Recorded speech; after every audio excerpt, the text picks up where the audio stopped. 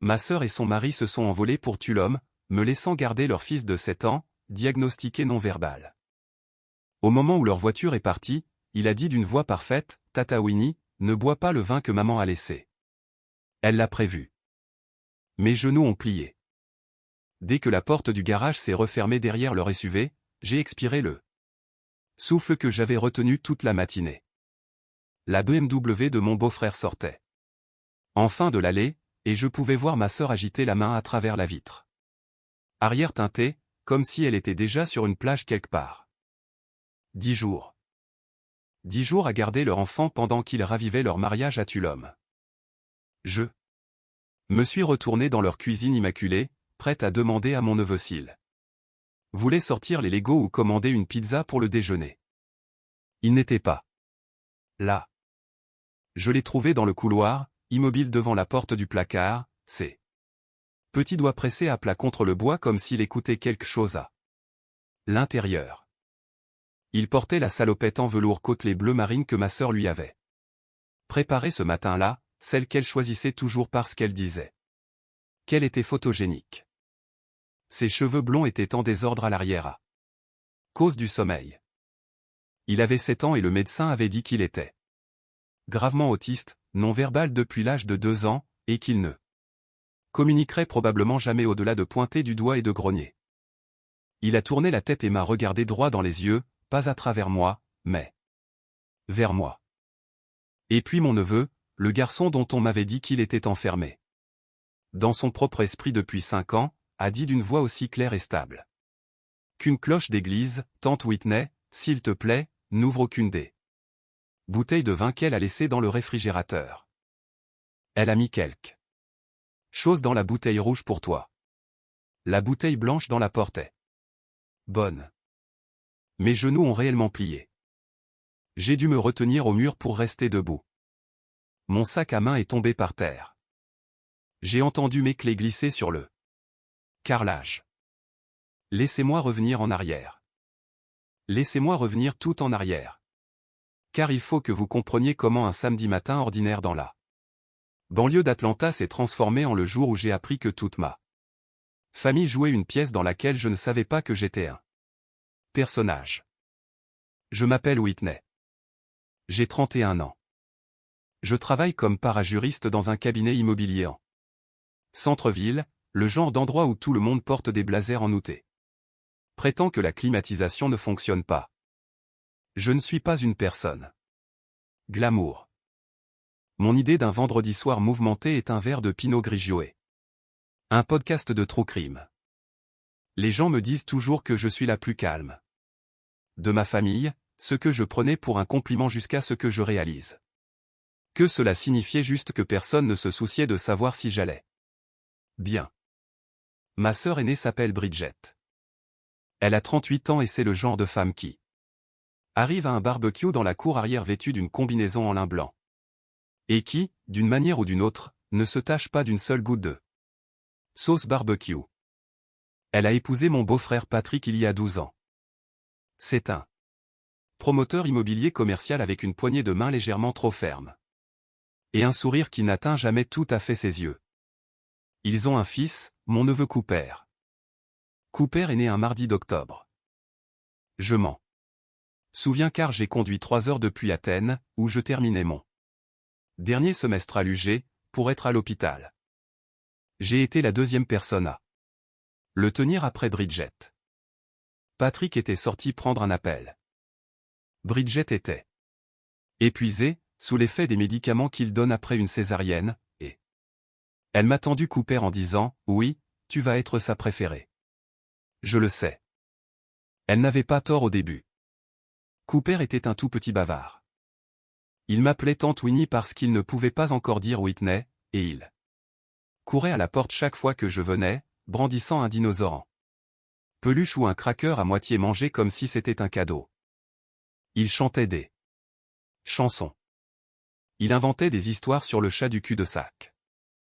Il m'a dit très sérieusement un jour de Pâques, quand il avait presque 2 ans et demi, qu'il grandirait pour devenir un pompier ninja. Puis, quelque part autour de son 3e anniversaire, il s'est simplement arrêté. C'est ainsi Que Bridget l'a raconté. Elle m'a appelé en pleurant. Elle a dit que Cooper avait régressé, qu'il ne ferait plus de contact visuel, ne répondrait plus à son nom, ne parlerait plus. Elle l'avait emmené chez un pédiatre du développement. Les tests ont révélé un autisme sévère, probablement non-verbal à vie. Le médecin avait dit que le pronostic était sombre. Je me souviens m'être assise par terre dans mon appartement à Athènes, le téléphone à l'oreille, sanglotant avec elle. J'ai envoyé des fleurs. J'ai envoyé une carte. Je suis venu le week-end et je me suis assise avec Cooper pendant qu'il fixait le ventilateur de plafond et ne réagissait pas quand je l'appelais par son nom. Il a tressailli quand j'ai essayé de le serrer dans mes bras. Il se stimulait en tapotant ses doigts en motif de 3 contre sa jambe. J'y ai cru. Pourquoi n'aurais-je pas cru? C'était ma sœur. C'était mon neveu. Je n'avais aucune raison de penser autre chose. Nos parents sont tous les deux décédés à 18 mois d'intervalle. Papa est parti le premier. Une crise cardiaque sur le deuxième 9 de sa partie de golf du samedi. Il avait 64 ans. Maman a tenu bon pendant 1 an et demi de plus, avant que le cancer qu'elle combattait en silence, celui dont elle ne nous avait parlé qu'au stade 4, ne l'emporte elle aussi. Maman avait été professeure de mathématiques pendant 35 ans. Papa dirigeait une petite chaîne de quincaillerie dans le nord de la Géorgie. Ce n'étaient pas des gens flamboyants, mais ils avaient été prudents. Très prudents. Quand le testament a été lu, j'ai appris à quel point il l'était. Près de 2 millions de dollars dans une fiducie familiale, plus la maison de Marietta où nous avons grandi. La fiducie avait une clause. Toute distribution importante nécessitait les signatures des 2 filles. Maman l'avait mis en place ainsi. La maison m'a été laissée seule parce que Bridget et Patrick possédaient déjà un manoir à 4 chambres à Brookhaven, et maman a dit dans sa lettre qu'elle voulait que j'aie un endroit à moi. J'ai trouvé ça gentil. J'ai trouvé ça juste. Je sais maintenant que ma mère a vu quelque chose que nous ne voyons pas. Cela m'amène à jeudi soir dernier, quand Bridget m'a appelé avec cette voix douce et chaleureuse qu'elle n'utilisait que lorsqu'elle voulait quelque chose. Son mariage battait de l'aile. Patrick avait été distant. Ils avaient besoin de se reconnecter. Elle avait réservé un forfait de dernière minute dans un complexe hôtelier à Tulum. 10 jours tout compris. Pourrais-je, s'il vous plaît, venir rester à la maison et surveiller Cooper? Madame Aldridge, la voisine d'à côté, pourrait aider avec le ramassage scolaire, mais elle voulait que de la famille soit avec lui la nuit. Il répondait mieux à la famille. Bien sûr, j'ai dit oui. J'ai toujours dit oui à Bridget. Je suis allé chez eux. Samedi à 10h du matin. La pelouse était parfaite. Les hortensias qu'elle avait plantées le printemps dernier fleurissaient d'un bleu surnaturel. Patrick chargeait des bagages à l'arrière d'un Uber Black, et il m'a fait un rapide signe de la main, mais n'a pas établi de contact visuel. Il semblait plus mince que dans mes souvenirs et il n'arrêtait pas de s'essuyer les paumes sur le devant de son pantalon kaki. J'ai pensé qu'il était anxieux à l'idée de prendre l'avion. Bridget m'a serré dans ses bras devant la porte d'entrée, ce qui m'a semblé étrange car Bridget n'est pas très câline. Elle portait un chemisier en soie blanche et ses cheveux étaient coiffés de ces vagues de plage sans effort qui prennent 90 minutes à réaliser. Elle m'a fait visiter la maison comme si je n'y avais jamais été. Voici la cuisine. Voici la chambre de Cooper. Voici l'iPad avec son application de communication, bien qu'il l'utilise à peine. Voici l'emploi du temps sur le réfrigérateur. Madame Aldridge est dans les contacts. Le voisin d'à côté, Wesley, a une clé en cas d'urgence. Puis elle a ouvert la cave à vin. J'ai pris quelques bouteilles pour toi, a-t-elle dit en souriant. Je sais que ça a été une année difficile. Tu as tellement travaillé. Le cru de ce petit vignoble que tu aimes à Delonica. Je leur ai fait le mettre de côté. Spécialement. J'ai presque pleuré honnêtement. C'était l'une des choses les plus gentilles qu'elle m'ait faites depuis des années. Je l'ai remerciée. Je lui ai dit qu'elle n'aurait pas dû. Elle m'a dit que bien sûr que si. Puis, elle m'a de nouveau serré dans ses bras, le deuxième câlin en une seule matinée, et elle et Patrick sont montés dans l'Uber, et j'ai regardé les feux arrière tourner au coin du cul-de-sac.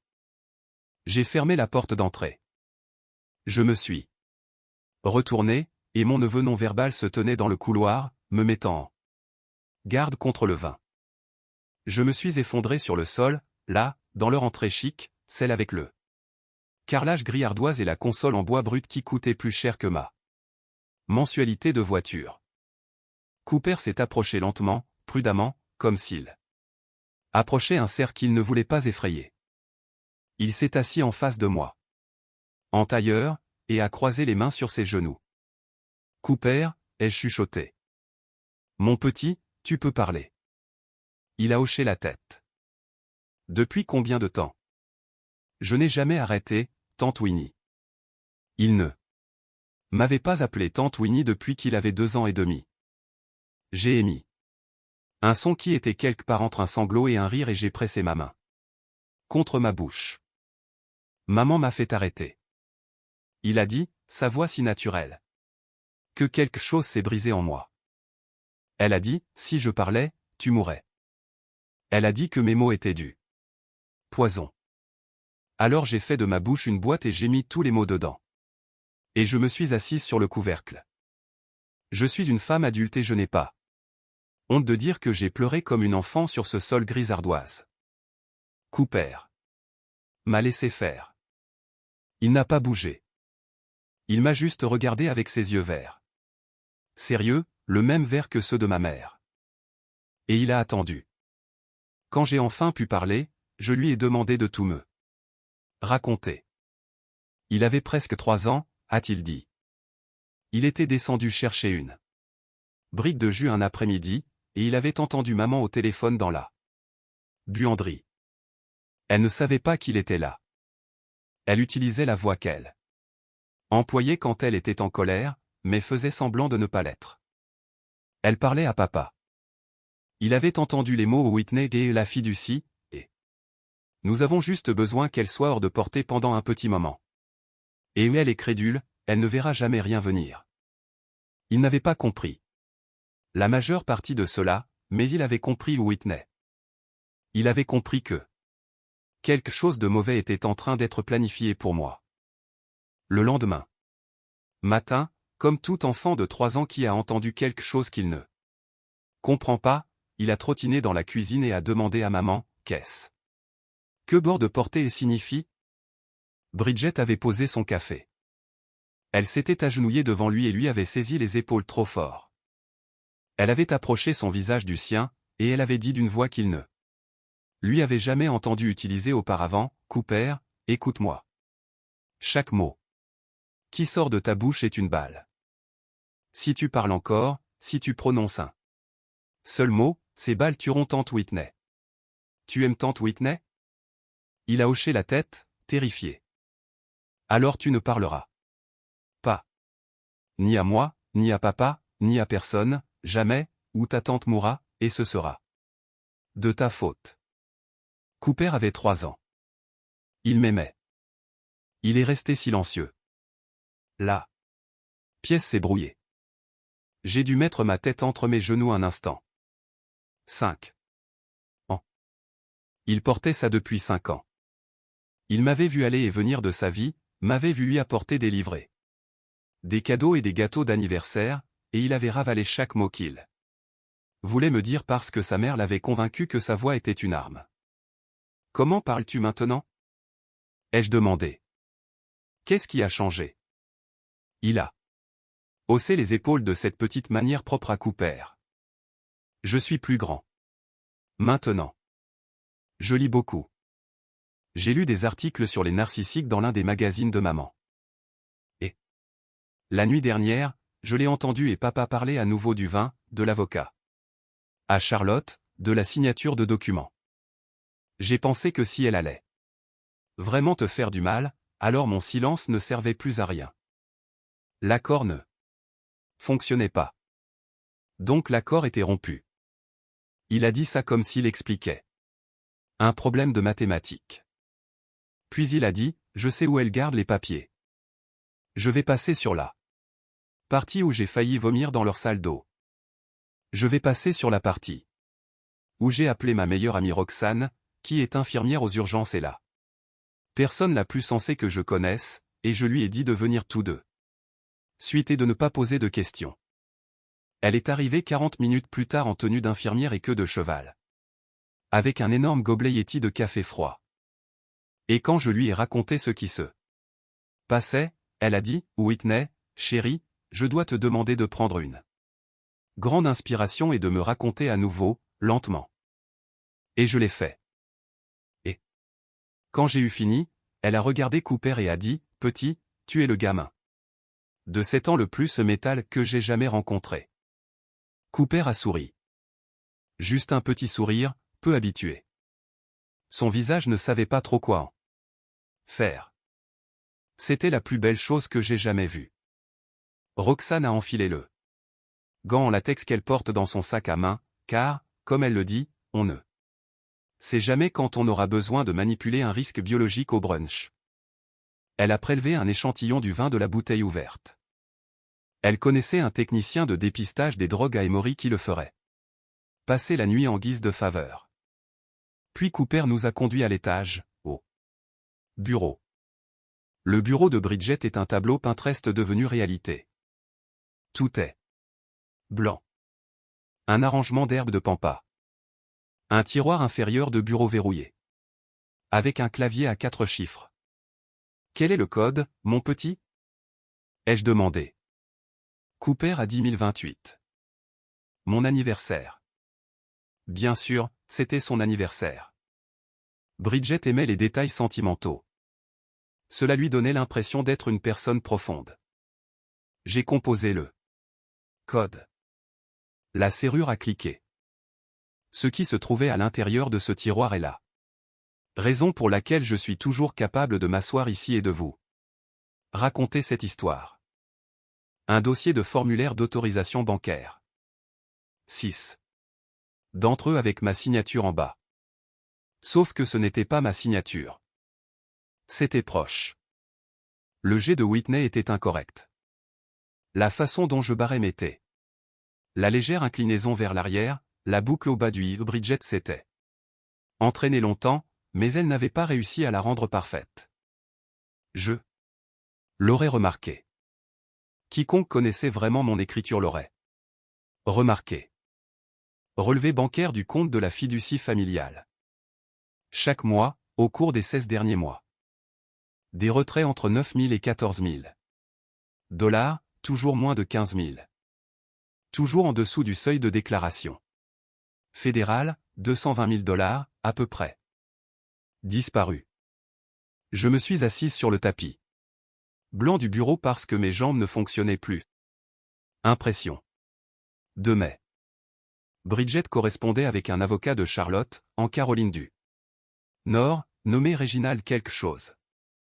Elle lui avait dit que j'étais instable, que j'avais des antécédents de dépression, que j'avais eu une dépression nerveuse après le décès de notre mère. Et que je n'étais plus compétente pour gérer les actifs de la fiducie. Une réunion était prévue pour le 6e jour de leurs vacances. Une réunion où Bridget avait l'intention de se présenter au bureau de cet avocat avec des documents de transfert d'urgence falsifiés et de transférer la totalité de la fiducie restante à son seul nom. Mais le pire, la chose qui m'a rendue physiquement nauséeuse, c'est un dossier en papier craft étiqueté et documentation Whitney. À l'intérieur, des dizaines de pages écrites de la main de Bridget, des entrées datées remontant à près de 2 ans. Chacune d'elles était un incident fabriqué. Octobre 2023. Où il m'a appelé. À 2 heures du matin en pleurant, en bredouillant. A refusé de me dire si elle avait pris quelque chose. Je suis inquiète. Février 2024. Oui a complètement oublié l'anniversaire de Cooper, est arrivé 3 jours en retard, et semblait confuse quant à la date. Juin 2024. Oui a dit à maman qu'elle voyait papa dans le coin de sa chambre la nuit. Maman a peur.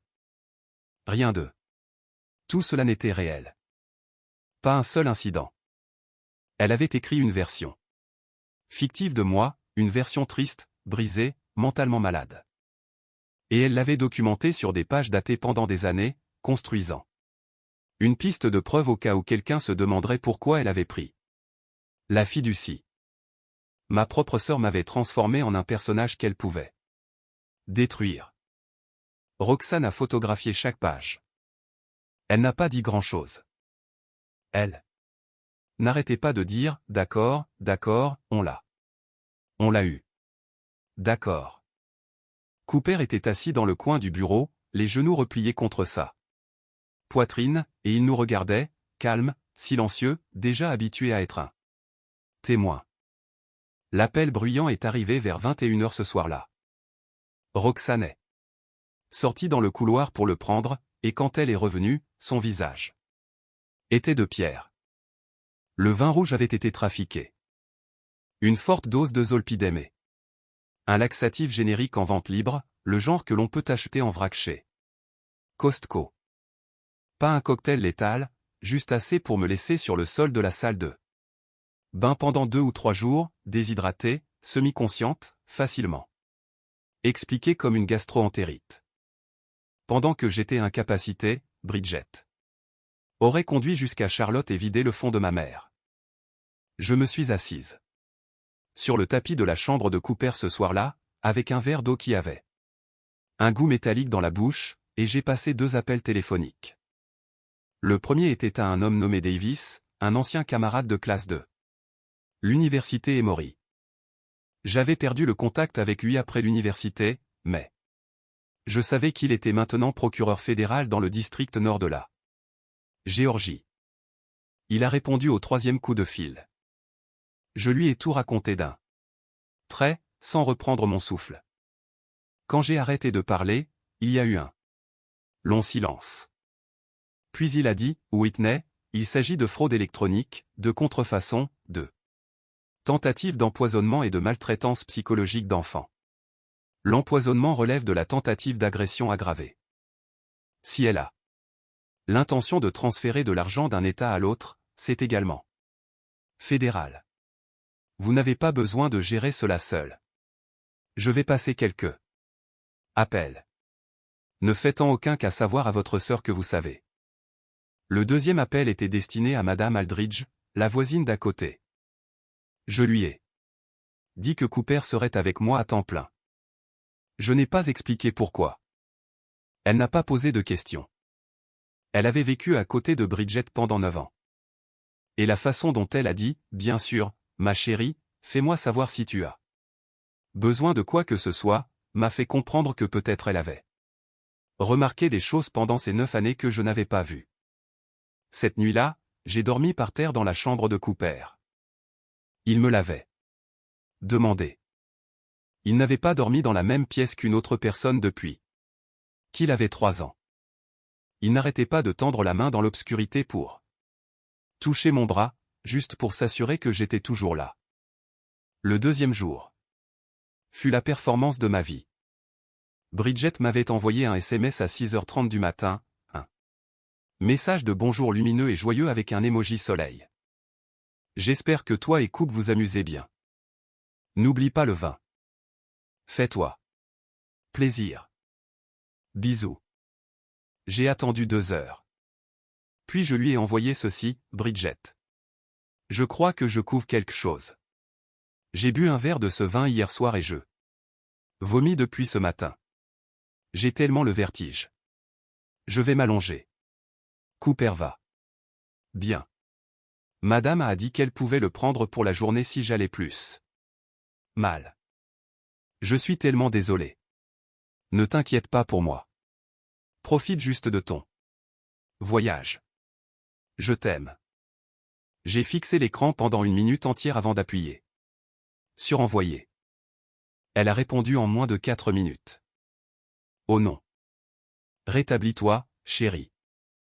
Probablement juste le stress. Repose-toi bien. Ne t'inquiète pas pour Cooper. Madame A est super. On se reparle demain. Je t'aime.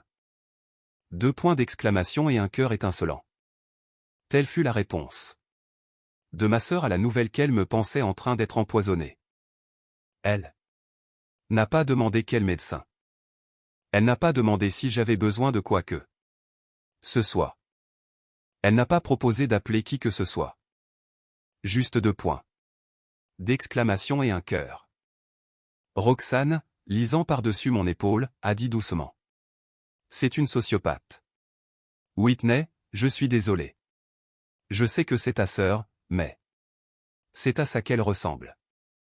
Cet après-midi-là, Davis avait monté toute une opération. La police locale d'Atlanta était au courant. Le FBI était également informé à cause de l'aspect inter-État. Ils avaient discrètement contacté l'avocat de Charlotte, Réginald Peton, et lui avait montré les signatures contrefaites à côté des miennes. Il était devenu livide. Il n'était pas au courant.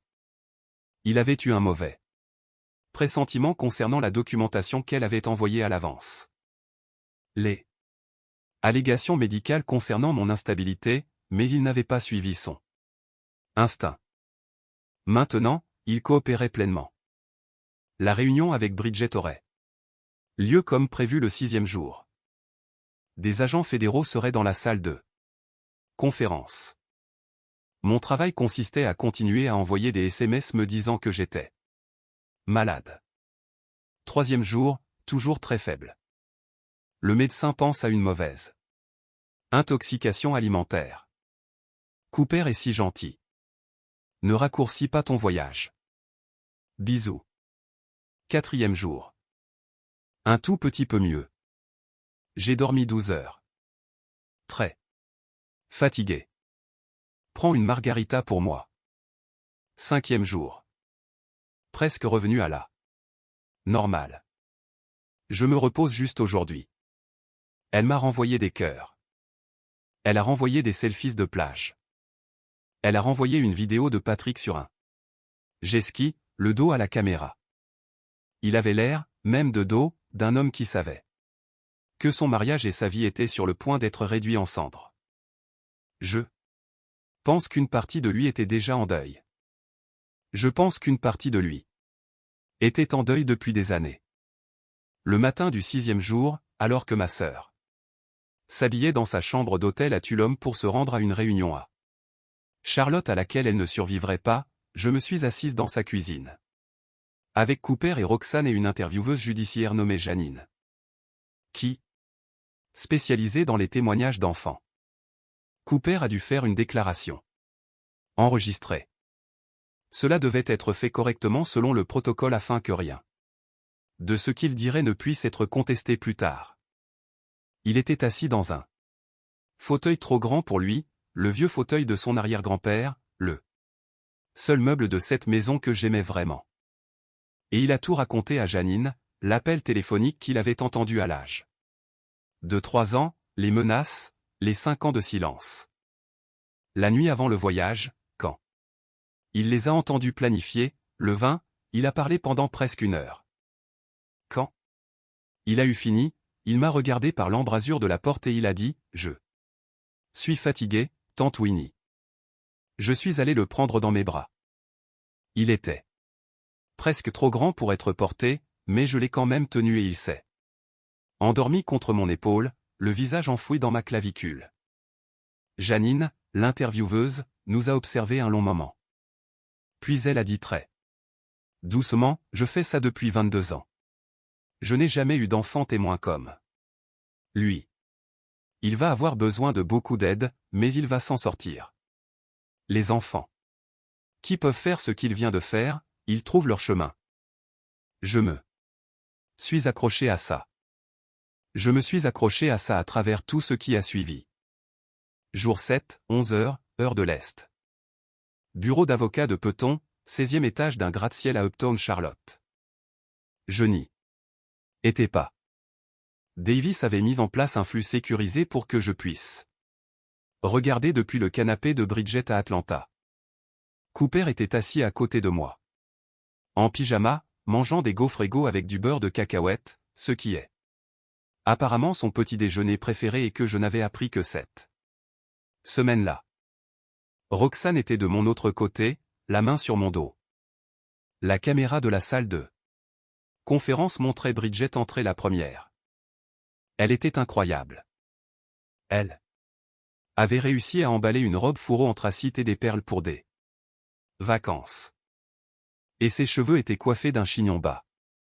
Elle tenait un porte-documents en cuir. Le porte-documents avec les documents falsifiés. Patrick la suivait, l'air de ne pas avoir dormi depuis une semaine. Il transpirait à travers son col. Il y avait déjà 3 personnes dans la pièce. Peut-on, l'air gris et fatigué, à la tête de la table et 2 personnes en tenue professionnelle discrète qui n'étaient pas avocats, un homme et une femme. Bridget hésita dans l'embrasure de la porte. Je pensais que c'était une réunion privée, a-t-elle dit de cette voix mielleuse. Peut-on ne s'est pas levé. Madame Holloway, veuillez vous asseoir. L'agent Reyes et l'agent Kim ont quelques questions à vous poser. Je vous le dirai, j'ai vu ma sœur faire beaucoup de choses dans ma vie. Elle a été suffisante, condescendante, cruelle de petites manières déniables. Mais je n'avais jamais, en 31 ans, vu son visage faire ce qu'il a fait à ce moment-là. Le masque ne s'est pas fissuré. Le masque est simplement tombé. Il y a eu une demi-seconde où je l'ai vu, la vraie elle, l'élé sous toutes les combinaisons de lin et les vagues de plage. Et ce que j'ai vu était quelque chose de froid et de petit et de féroce. Puis elle s'est assise et a croisé les jambes et a dit, bien sûr, je suis heureuse d'aider avec tout ce que c'est. L'agent Reyes a déposé les signatures contrefaites à côté des miennes. Bridget a affirmé que j'avais une écriture incohérente. L'agent Kim a exposé les relevés bancaires avec les 16 mois de retrait. Bridget a déclaré qu'elle avait eu mon autorisation verbale pour chacun d'eux. L'agent Reyes a présenté la correspondance par email avec Peton. Bridget a dit qu'elle s'inquiétait pour moi. L'agent Kim a sorti le rapport de laboratoire sur le vin.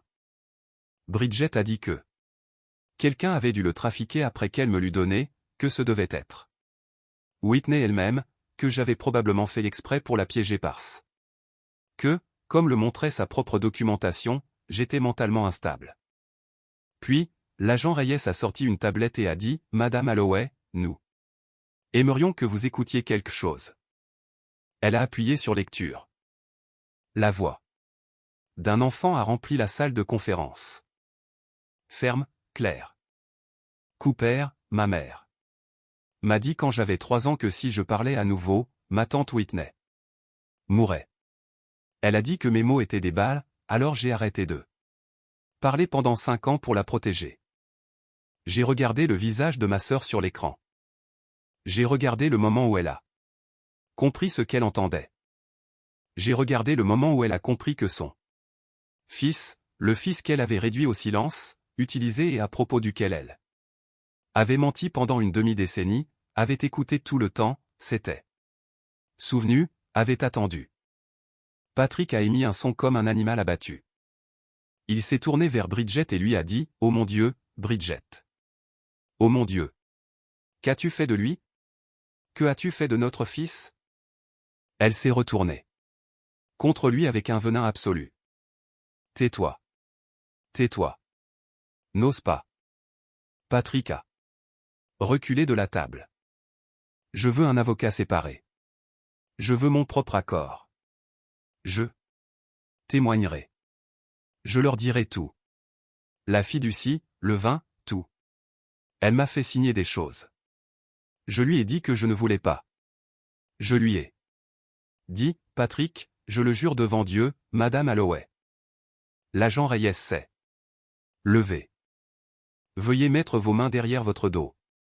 Vous êtes en état d'arrestation. » Les menottes ont cliqué. Bridget a continué à parler. Elle a Parler tout le long du chemin hors de cette salle de conférence. Excuses. Justification, accusation, théorie. Personne n'écoutait. Les agents l'ont fait descendre le couloir aidant.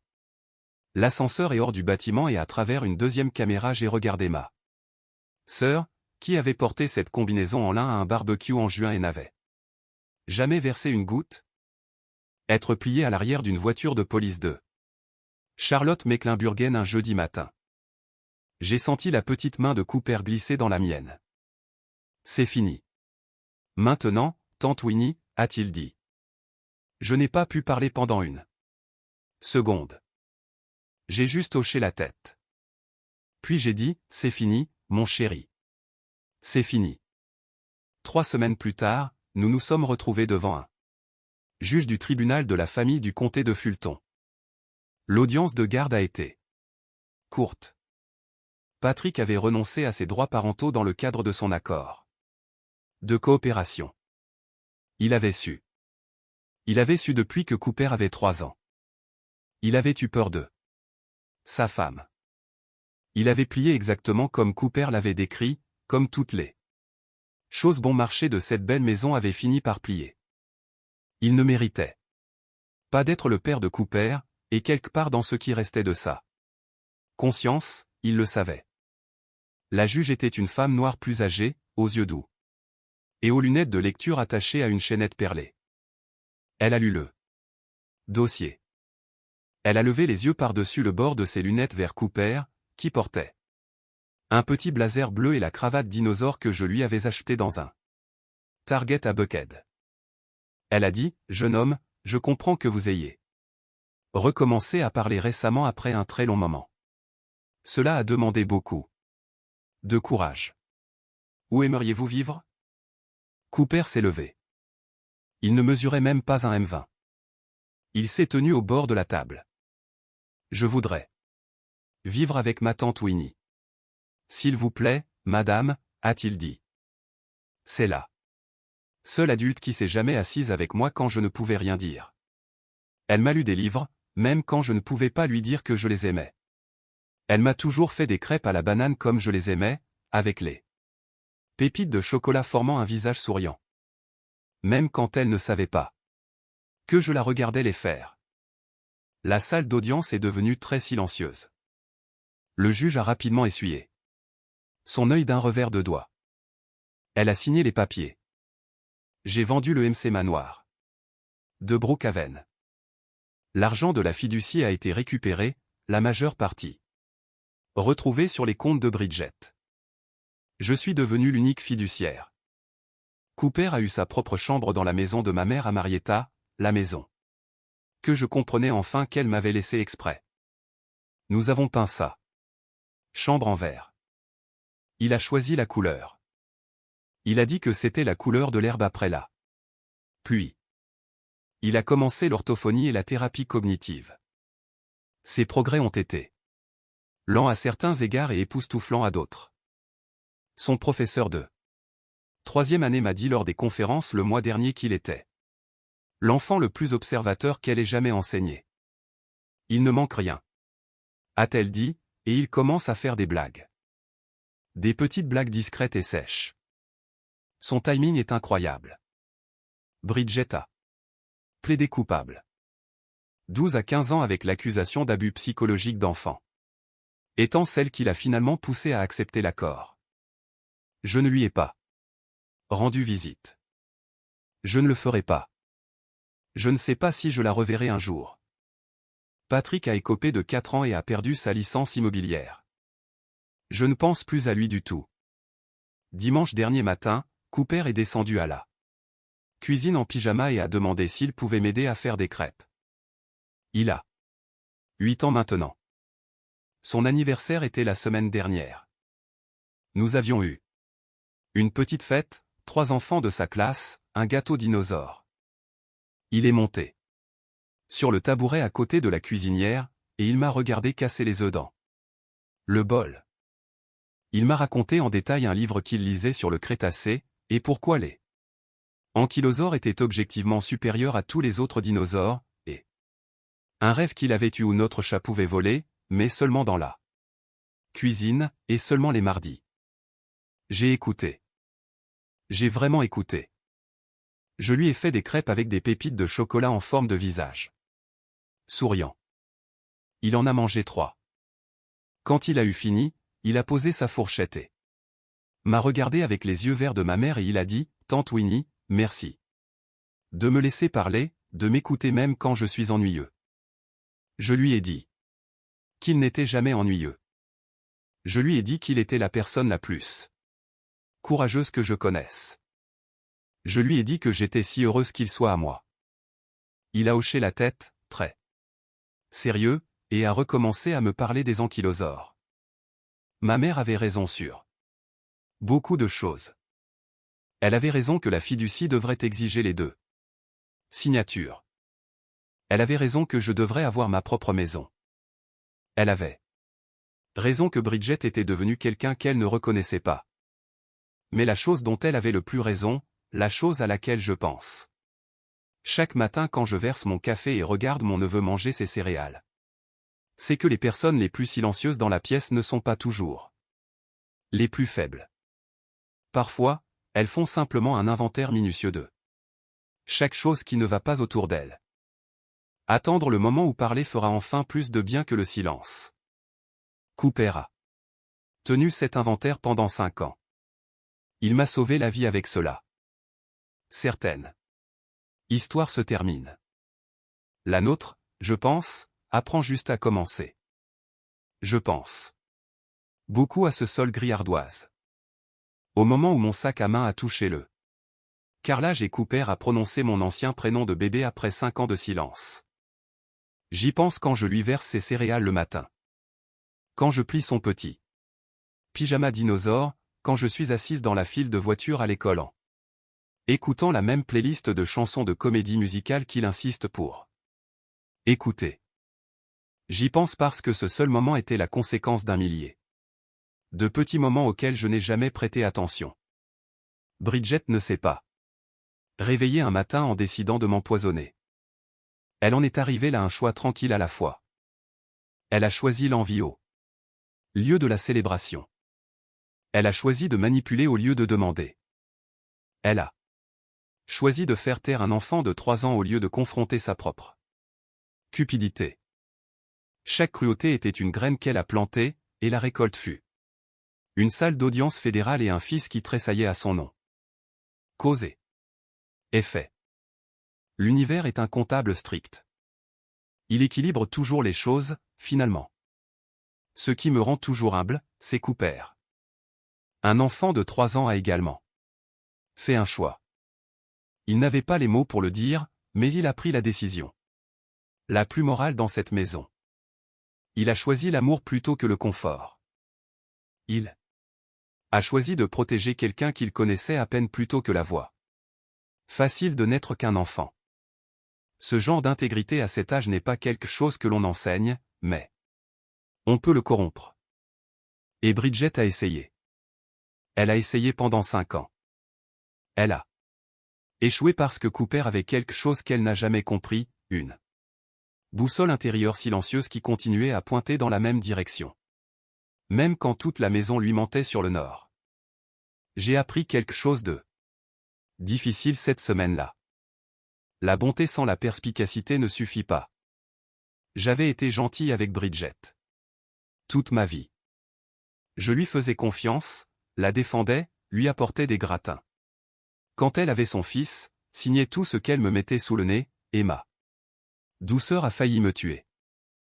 J'ai confondu être agréable avec être bonne. Ce n'est pas la même chose. La vraie bonté a des yeux. Elle est attentive. Elle pose la deuxième question. Elle remarque quand la bouteille de vin est ouverte et que les câlins se produisent 2 fois en une seule matinée. La sagesse est ce qui transforme la gentillesse en quelque chose qui peut réellement protéger les gens que vous aimez, y compris vous-même. Et puis il y a la partie dont personne ne m'avait averti, qui est l'énorme endurance que la bonne chose exige. Envoyer à ma sœur des SMS de fausses nouvelles de maladie pendant 5 jours. Pendant que mes mains tremblaient. Assister à l'interview enregistrée de Cooper. Sans crier. Regardez la vidéo du tribunal où le masque de Bridget est tombé. Ne pas me laisser détourner le regard. La force de caractère n'est pas le moment. Dramatique. C'est le milieu ennuyeux. C'est le 3e jour où vous voulez. Arrêtez de faire semblant et simplement appeler la police et vous enfuir. Vous. N'abandonnez pas. Tu tiens bon parce qu'un enfant compte sur toi pour le faire. Cooper m'a appris que les personnes les plus courageuses sont généralement les plus petites dans la pièce.